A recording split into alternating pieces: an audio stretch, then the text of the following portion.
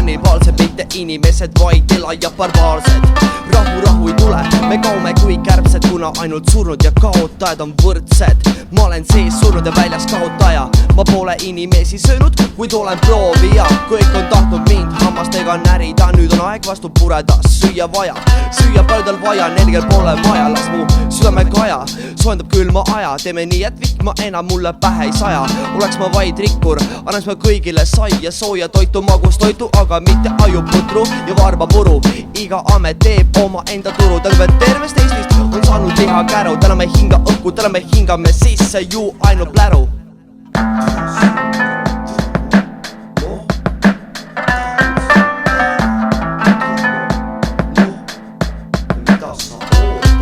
Kui tossi kustu ei ole meil enam kodu, las tuletõrjujad teevad nüüd me kulul pidu. Palju odavat Ameerika kütust, Eesti liigud teevad kokku lause, sööjad vinge vitu. Poliitikud on inimsööjad ja värske vere imejad, aga vaevalt sääse mürgiga sa nad minema ajad. Sest kõik paksu persed on kalli auto vajajad, ehk nemad ongi tänapäeva vaesuse rajajad. Miks on nii, et kui ma pole rikas, siis pole ma mitte keegi?